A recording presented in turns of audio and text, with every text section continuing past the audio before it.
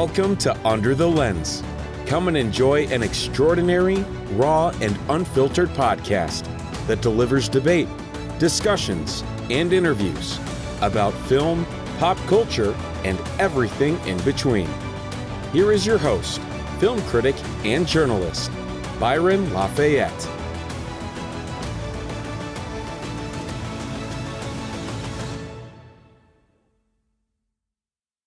Greetings, all.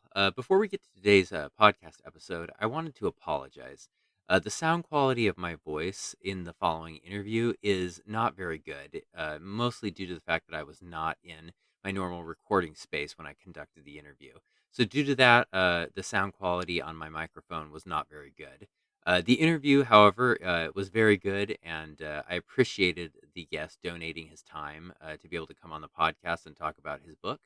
And so due to that, I still want to release this episode because I don't want to deprive you guys, my listeners, of this outstanding content. So again, I apologize that the quality of my voice and the microphone is not normally what I would present, but I hope that you do still enjoy the interview.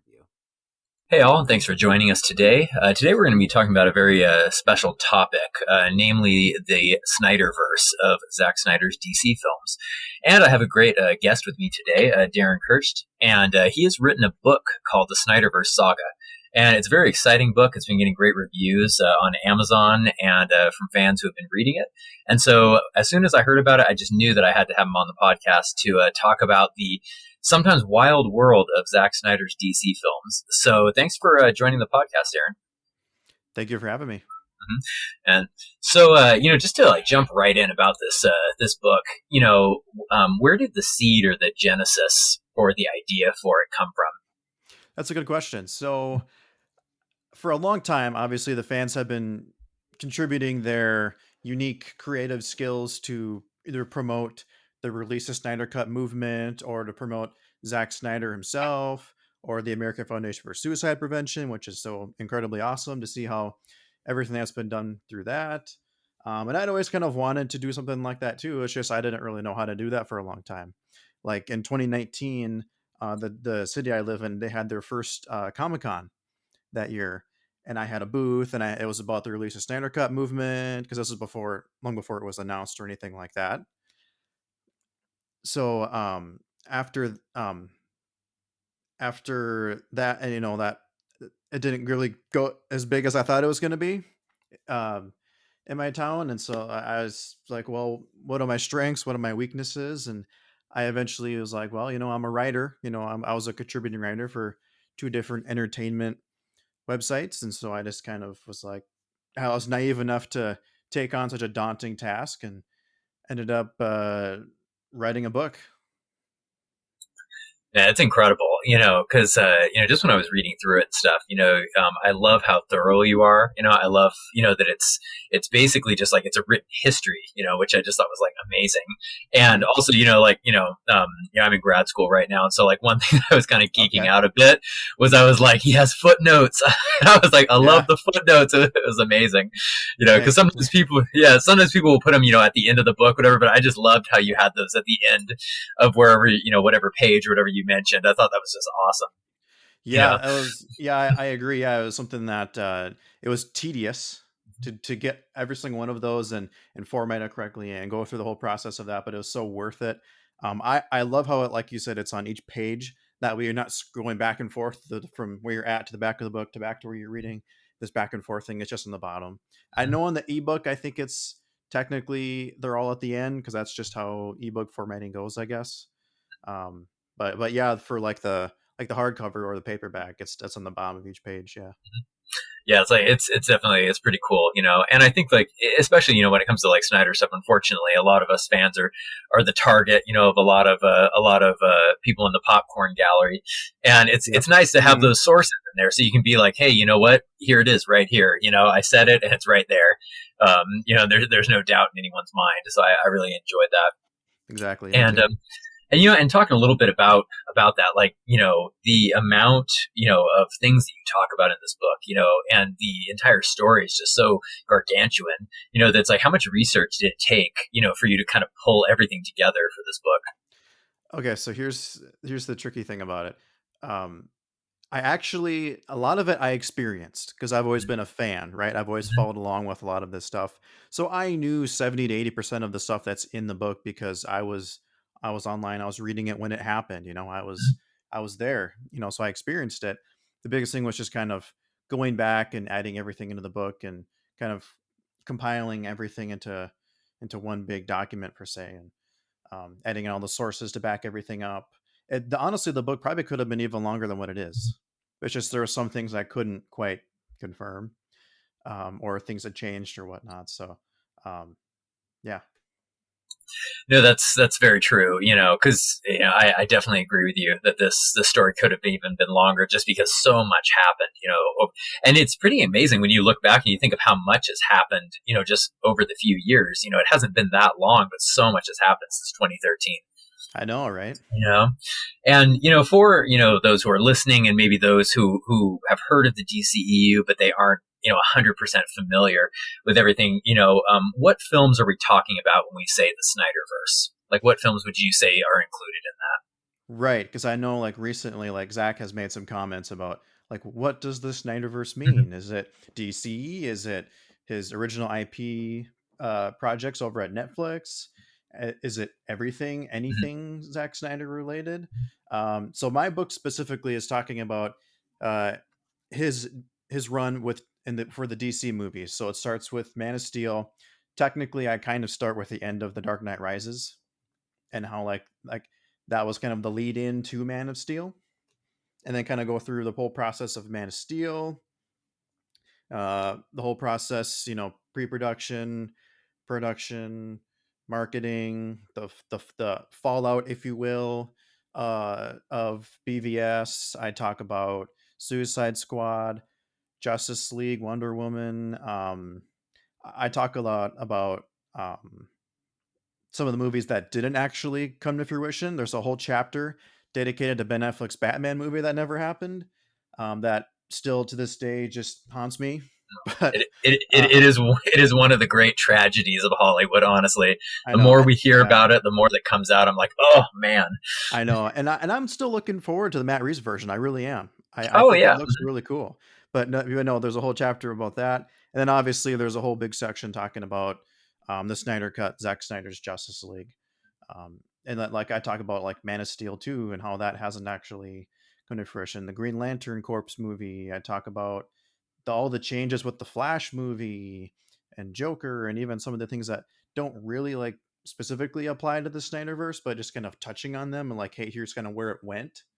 Um, with WB, like what happened after, and then of course, like I said, like the whole big section. There's a whole section about Zack Snyder's Justice League and how that came to fruition, and um, how it was such a it was a great ending, but at the same time, it was slightly bittersweet because of um, the I don't know how you would phrase it, but the conflict between Zack Snyder and Warner Brothers. Mhm. So No, yeah, definitely.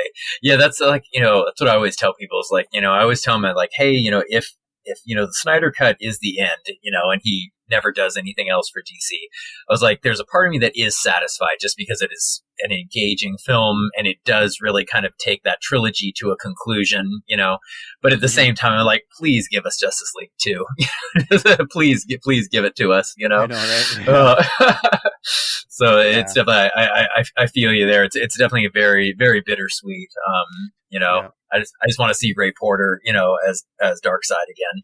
I agree. And Yeah. also, like, one of the things I do mention, well, I should say I do end the book also talking about like the big cliff. It's almost like a cliffhanger. Like, is it going to continue? Here's what's been talked about that Zach wants to do and what fans want to do. It still could happen. We don't know. We'll wait and see. If it is the end, then it was a triumphant ending. But there's also a whole chapter in there dedicated to accountability over entertainment, the whole Ray Fisher allegation situation. There's a whole chapter about that, which was a little tricky because one of the things that was really important to me writing the book was that I didn't want to shame anybody. I didn't want to, force my opinion on people.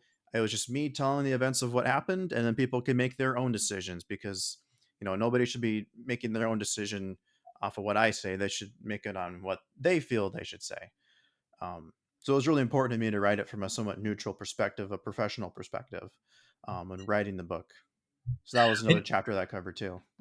I think that's awesome, because, especially, obviously, like you mentioned, you're a writer, you're a journalist. So, you know how important that neutral stand is when it comes to, especially, giving an account, a historical account for the most part, because this book is going to go down as a history, of everything that happened. Correct. And, like you said, whether that history continues on, and you write part 2, or this is the end, in chapter 1, you mentioned, one part that I was not familiar with, but I thought was very interesting was you talk about Mark Miller and Matthew Vaughn had come up with the idea for like a Lord of the Rings trilogy, style, of films for Superman that was to cover his entire life. And I thought that was so interesting that even before kind of Snyder had come into, the mix, that they were already kind of viewing like Superman in this mythic lens a little bit. Yeah, something a little bit different. Yeah. Yeah. And so I thought that was interesting, because, for the most part throughout Superman's history, and slight rabbit trail, but I thought it was really interesting when I was reading through that. I was like, Batman has almost exclusively been on the silver screen, whereas Superman has almost exclusively been on the small screen of TV. And when I counted out, I was like, 6 TV shows for Superman, a handful of movies, but then you have Batman where it's like all movies and very few TV shows. And I thought that was interesting. It is, yeah. But do you think like, obviously I think I know the answer, what your answer is going to be. But what is your opinion of taking, Superman into a mythic direction, kind of almost putting him in like a biblical lens. And when I say biblical, not necessarily, talking theological, but in that view of how we look at like Moses or David or something, these larger than life figures. I thought it was really smart. And I loved how Zack was really focusing on that with Man of Steel. It's fresh enough, it's different enough of a take where it's not just copying the Christopher Reeve version, which is obviously iconic, and I'm still a big fan of the Christopher Reeve movies. Like, I grew up loving those movies. I think he was amazing in that role.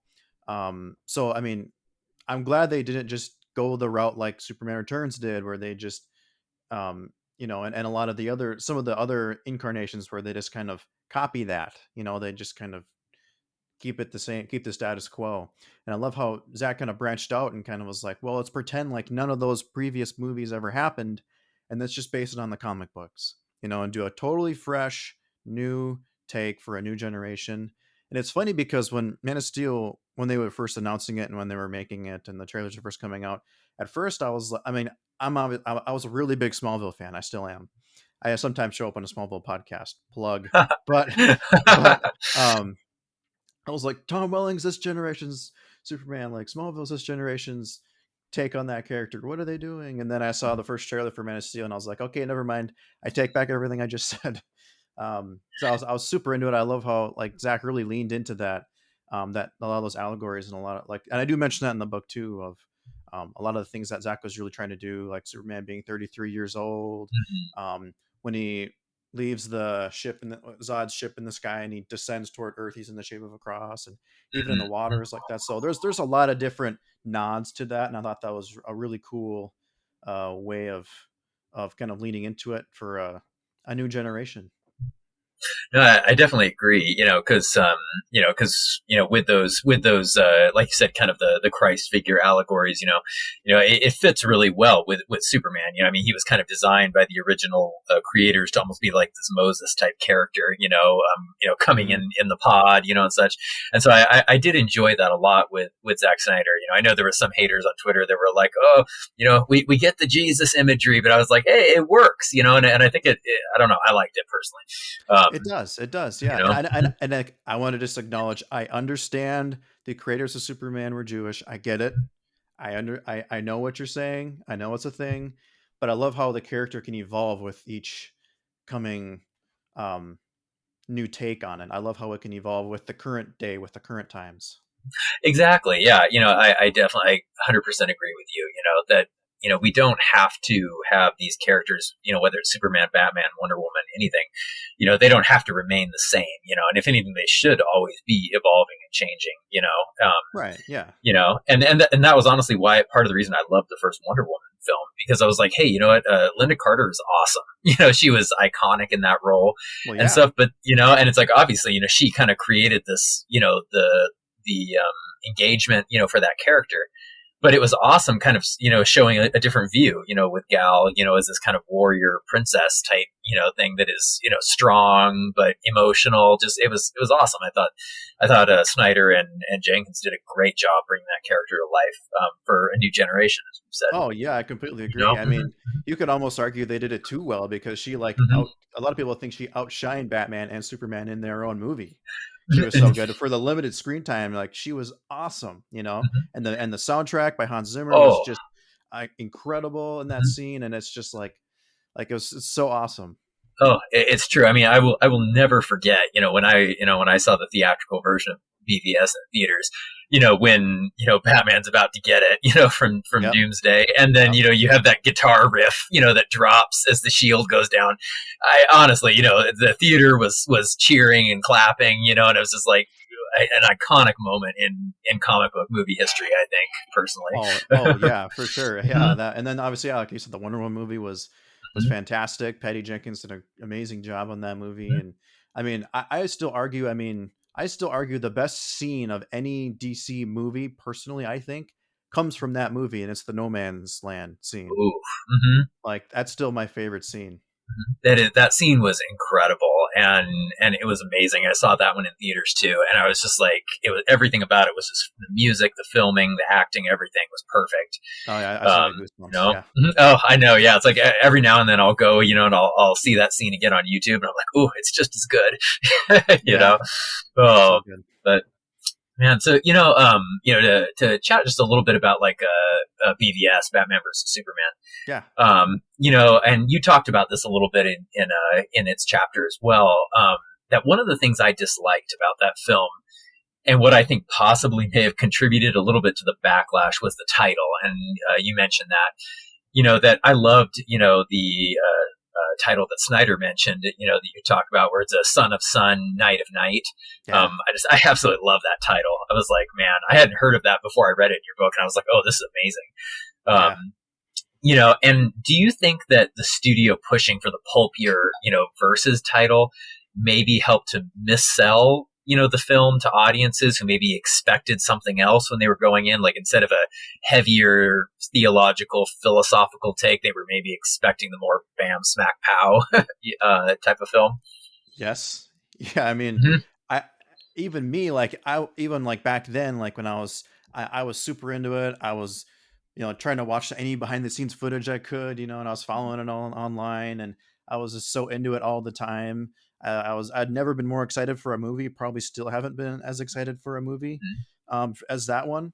And I definitely think, even as a huge fan going into it, and as much as I really like the movie, I agree. It was sort of a weird kind of, I think even I was a fan was expecting it to be more of a versus movie and less of what it was. And I think, especially as time has gone on, I think people have really softened their stance on it. If they're opposed to it, I think they're not quite as hardcore against it. I think they've learned to accept it, and they might see it for what it is, as opposed to what they were hoping it would be.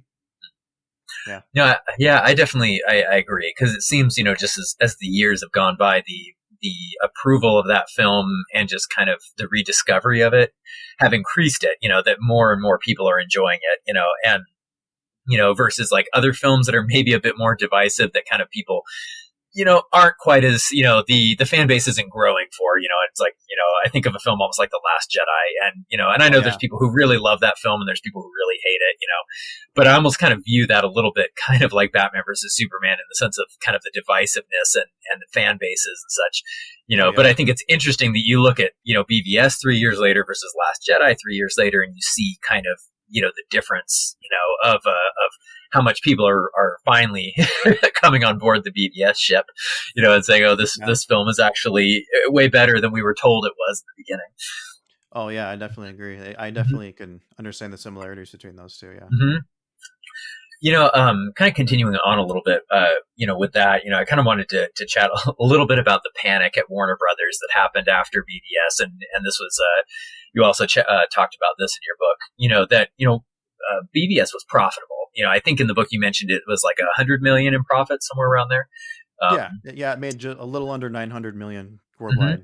Yep. Yeah. So, very, very successful. It's like, of course, I think they were expecting $1 billion. I think all of us were expecting over $1 billion. But that being said, I don't think that its final total was anything to kind of turn a nose up to, especially, with a profit of 100 million. But like I said, it wasn't the runaway hit Warner Brothers was expecting. But that being said, one thing that I find interesting in kind of this duality that you kind of see is that, I like to compare it to Civil War, as you talk about too, about how they both came out a similar time, very similar topics and such. But one thing that I was surprised, I remember when, the box office was all said and done, was that, Civil War is remembered, very fondly in the sense of box office and critic wise and everything. But like, when you go under the hood a little bit with Civil War, you actually kind of see that really Civil War was a bit of a disappointment for Marvel as well. It had the worst legs of the MCU, some of the worst legs of the MCU franchise. It did not have a good repeat viewer, ratio and such. And it was definitely looked like they were aiming for Avengers level money, and it came in just a little over $1 billion and such. And then you also look at like how when the first Hulk film, came out, it was the MCU's second movie and was a serious disappointment in terms of box office. Yet I think it's weird that you look at like Marvel, that they didn't panic, that they were like, okay, Hulk wasn't successful. We're going to move on though with the universe. And like, okay, Civil War maybe wasn't exactly the way, what we were hoping it was going to be box office wise, but they still moved on. But then you see like Warner Brothers just kind of threw this like hissy fit and was like kind of panicking, running in circles. And it's like, why do you think that they didn't copy Marvel in that sense? And like, why did they act the way they did in your opinion? Well, a couple things. So, first and foremost, the main difference is that Warner Brothers is kind of done by committee, as we're like with Marvel, and then when they join with Disney. They hired somebody who they thought was really credible and who could do a good job, and they believed that person could do the job, and then let them proceed to do that job. And then look what happened. They had a massively successful cinematic universe on a scale that'll probably never be repeated, and even if there was one or two films here or there that maybe didn't quite land, granted, I think their films are a little bit more of a family friendly audience, I would argue. So that I would agree with that. Maybe helps a little bit, but that was the other thing too with Warner Brothers, is that it was like they were never fully sold on Zack Snyder, and I think and just the history of what they've done, they are just overreactionary for a lot of the movies. Like look at the Batman franchise. You go from the Tim Burton, Michael Keaton Batman movies, and then all of a sudden you shift into like Batman and Robin. And it's super light, and they're like, "Oh, it's too campy. Now we got to make it serious." So they go to Batman Begins, and then they go through that franchise, and then BVS is too dark, so they got to make it light. And then we go into Justice League, and it's just crazy how it's just like this roller coaster. No, that's very true, because that is very true when you go back to the Burton verse, that you're like, that I mean technically all of those movies are supposed to be in the same universe, but then you look at like Burton's Batman versus like Keaton, Keaton's Batman versus George Clooney or something like that. It's like, whoa, what's going on here? I know, right? And I know those films have their fans, and there are some redeeming factors in certain elements and such, but it is true to kind of see that weird shift between them.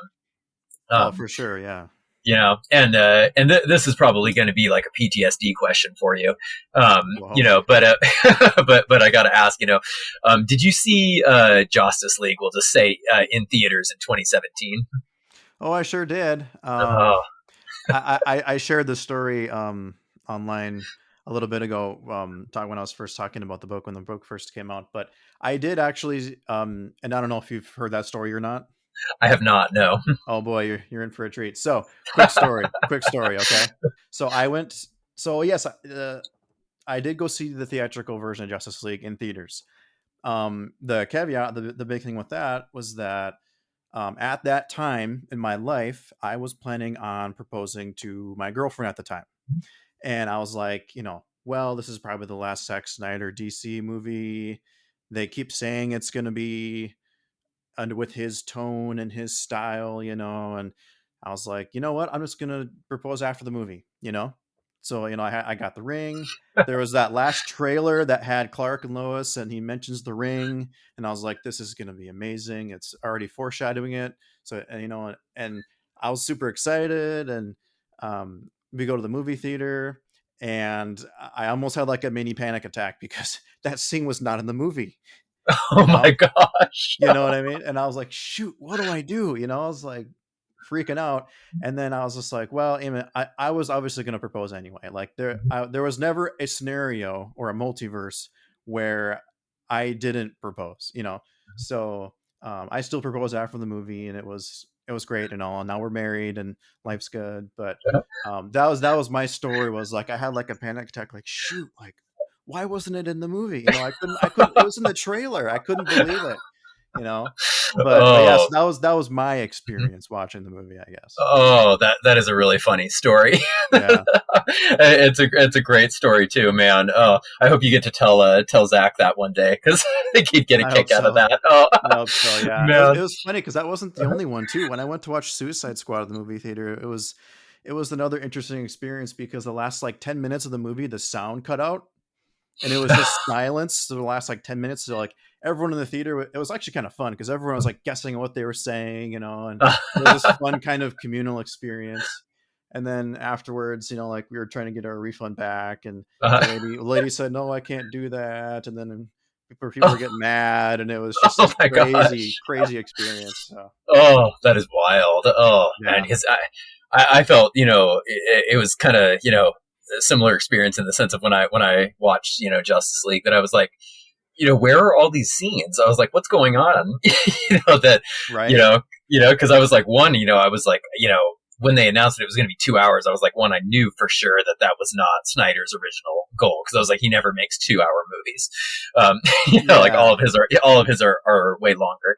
So I knew that was already going to be odd when I saw that. But then like, I was just like, man, what is like going on with this? And, at that point, I didn't really know, I think most people didn't really know, there wasn't a Snyder Cut movement or anything like that. But like, kind of at the back of my head, I knew, okay, something's not right here. This doesn't feel like his movie at all. And I knew there had to have been all these like, chopping and cutting that had to have gone, cause just, I remember like the best way I can explain was like I'm not sure if you're a baseball fan or not.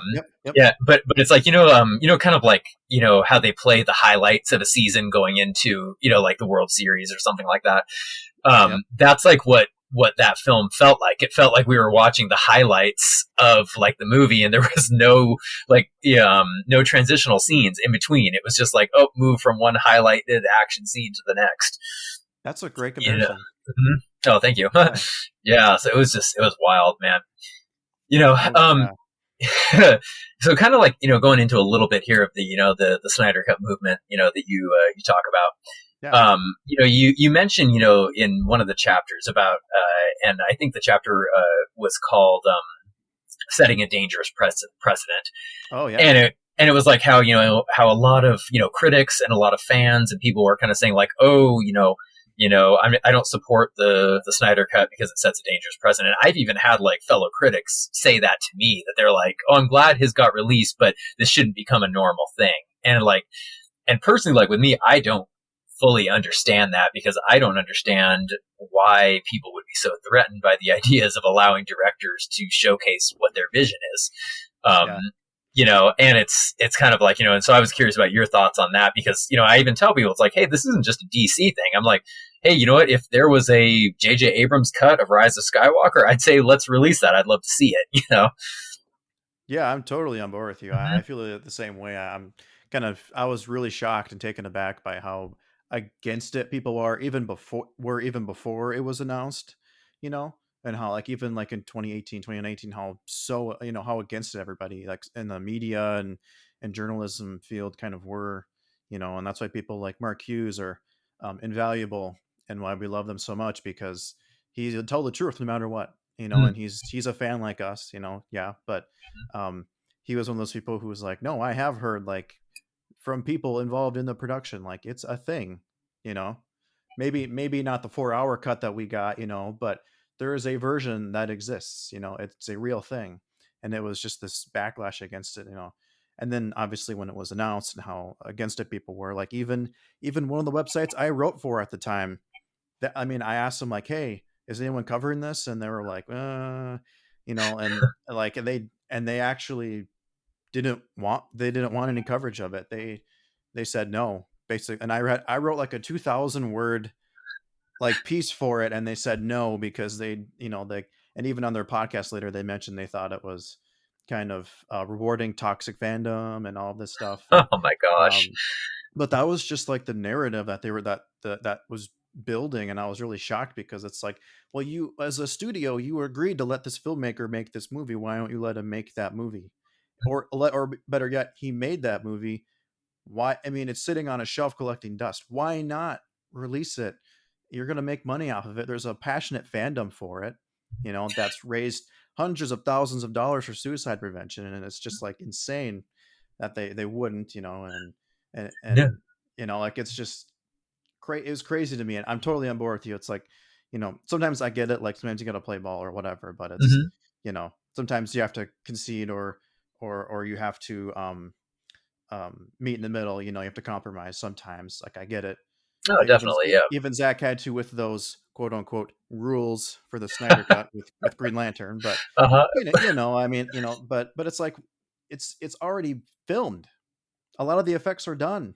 Like why not? It's just crazy to me. No, I agree. It was so weird. And like, I remember even like, as the Snyder Cut was getting released, I remember when Zack was releasing a lot of, like tidbits and stuff that like, I remember one time he said like, oh, he's like, yeah, I cut, he's like my original, dream project, whatever, was the 4-hour version. But then he was like, oh yeah, he's like, I cut a 3-hour version of it. And he's like, I even cut a 2-hour and 20-minute version of it for Warner Brothers.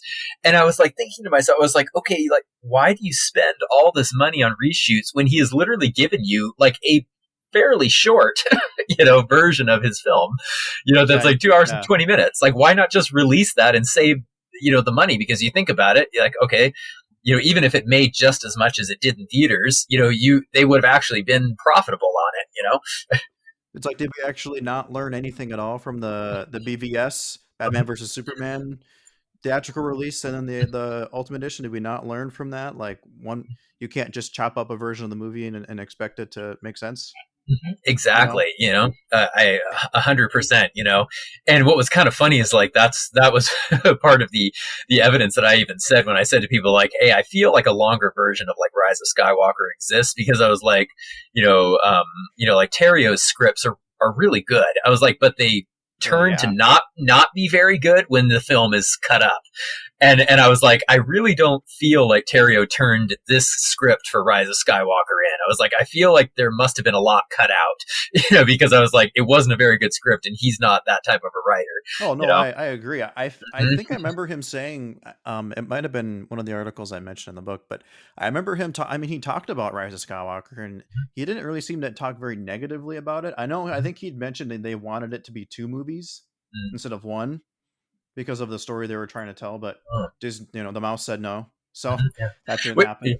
Yeah, which that even alone is just kind of strange, because you look at like Hunger Games, you see like how much money they made splitting the final movie up. I mean, you double your cash coming in. Harry Potter. Yeah, Harry Potter. And it's like, I mean, and honestly, I would kind of feel like for the end of the quote unquote Skywalker saga, it's like having a part 1 and a part 2 just kind of makes it all the more epic. In my personal opinion, but. No, for sure. And I don't know if part of that, I know their hands were kind of tied behind their back with the whole Carrie Fisher situation and how to go about that. Like, I know that was probably not easy at all to figure that out, but no, that definitely did cause issues, for their script, since she was set to play a larger role, according to them. But man, well, with the segueing back into the Snyder Cut for Right. all you Star Wars fans, you got a little bit of a treat there. But that's talking about that, You're welcome. Yeah.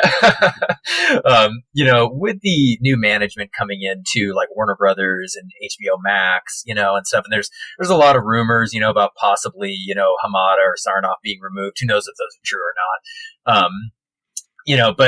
But what we do know, is that, the new CEO coming in, has said he's going to be hands-on. He said, we want to deliver what fans want. He said, we're going to double down on superheroes, all this different stuff. We're basically going to make, HBO Max and Warner Brothers, a huge juggernaut, basically. So with all of that coming in, there's a lot of feelings of hope, in the Restore the Snyderverse camp. I certainly feel more hope than I did, a couple of years ago.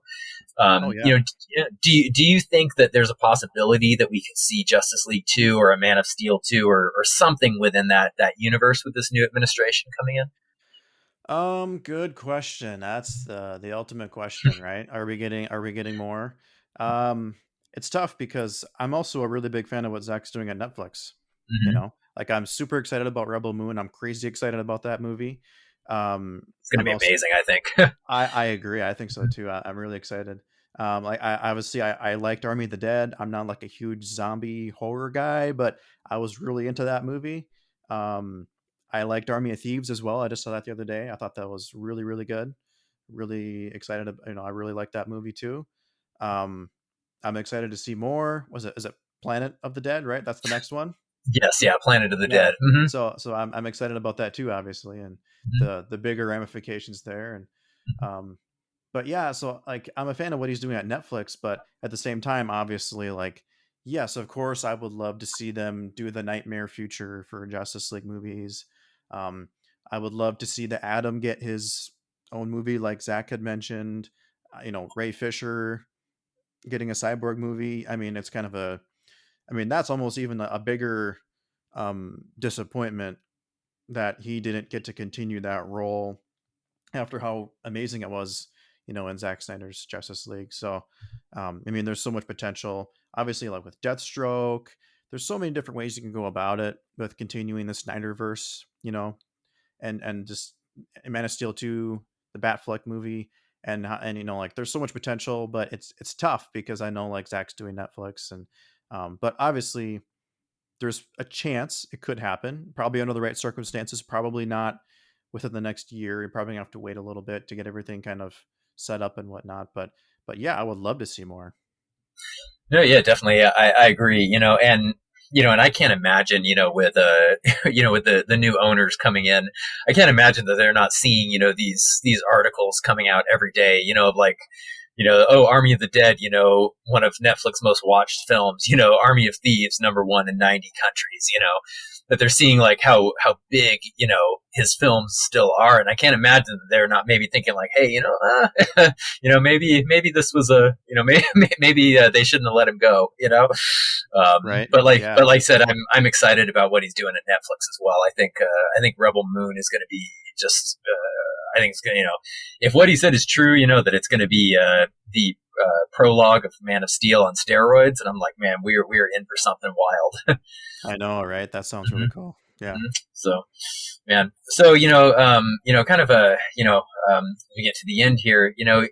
As I said before, you've truly written, a history, of the Snyder influenced DCEU, from the start to where we are now.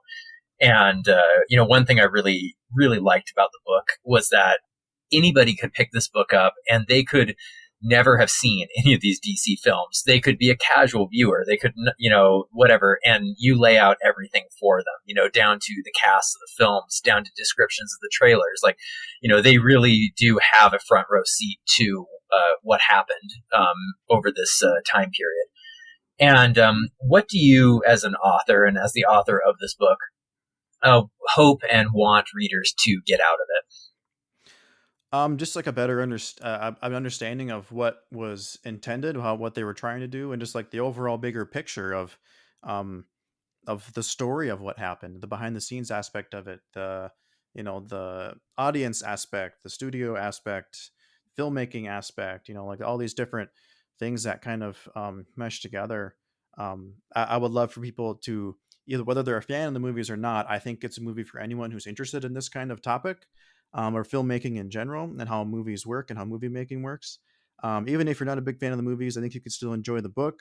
Um, whether in even if like you have seen the movies, I think you can go in with a different perspective of knowing more about how things were done and why things were done, and um, I think it lends more appreciation to those movies on a rewatch of it, and it's kind of spreading the word to people who maybe haven't really heard a lot about what is this all about, or maybe they haven't seen the movies, and it kind of um, can let them kind of experience it in a new way, and um, hopefully it enhances their viewing experience as well.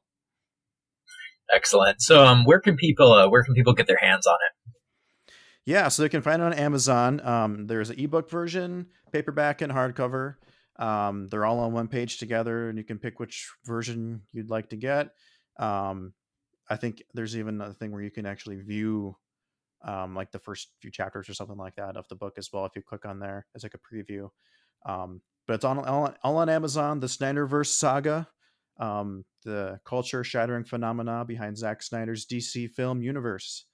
So you can find it there. Excellent. And where can people find more of your work or follow you? Yeah, so you can find me. I'm on most social media, but my main accounts that you'd probably see me on are on Twitter under my name, Daryn_Kirscht, or you can find me on Vero under my name. I also have a Twitter account dedicated to the book, at Snyderverse Saga.